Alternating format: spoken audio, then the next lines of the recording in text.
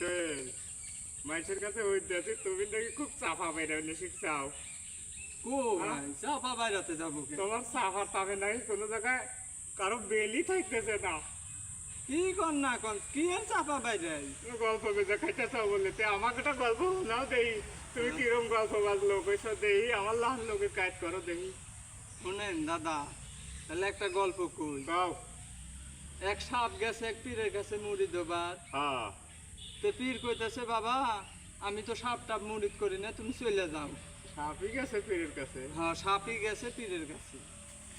এখন পীর সাপ করছে যে না, আমি বহু দূর থেকে আইছি, আমার বড় কষ্ট হয়েছে আইতে, পীর আমার করাইলে মুরিদ করাই মুড়িদ লাগবে। করাই লাগবে। হ্যাঁ। পরে পীর চিন্তা ভাবনা করে দেখলো যে না, সে কইতাছে মুড়িদ তোমারে করবার পারি, একটা শর্ত আছে। কন্ডিশন। হ্যাঁ, সে কইতাছে কি শর্ত? সে কইতাছে তুমি কোনোদিন কোনো মানুষরে কামড় দিবার পারবা না। আরে তো সাপে গেছে ওই চিন্তা করে। তে শীতের সকালবেলায় যে ধানের আটি মাটি কাটা তুলে সাপ পোকা মাকে রইতে পারে না। হ্যাঁ হ্যাঁ হইয়া থাকে, সাটাং হইয়া শুয়ে থাকে। তা আমি কত দেখছি। তখন ওই সাপটা ওই আটির উপর যায় রইতে পাইতেছে বিড়া পাকা। হ্যাঁ। এর মধ্যে জমির রাখাল গেছে জমির ধান আনবে। জানতে আনবই। হে বেচারা দড়ি নিয়ে যাবে, এটা তার মনে নাই। বাপরে রাহাল রে, দৌড়ের কথাই মনে নাই।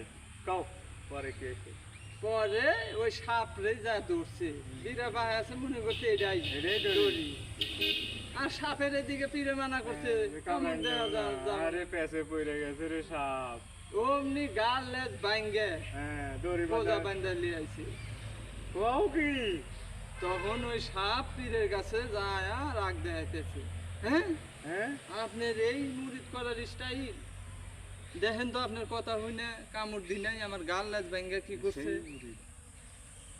তখন পীর কইতেছে, বাবা রে আমি তোমারে কামড় দিবার মানা করছি, কিন্তু মোসাম করে তো ফস করবার মানা করি নাই।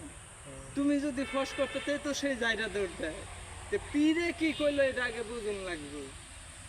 তে বাবু ভাই, হ্যাঁ আপনি হইতাছেন গুরু মানুষ, আপনি আমার সিনিয়র পার্সন, আপনার গল্পের কাছে আমার গল্পের কাম বাজছে। দাদা বুঝছি আমি, আমাকে আর জাপানি পাম্পার দিয়ে পাম্প দেওয়া লাগবে না। তুমি তো দাদার আগে বাল ফালাইতে আমি বুঝা লাইছি।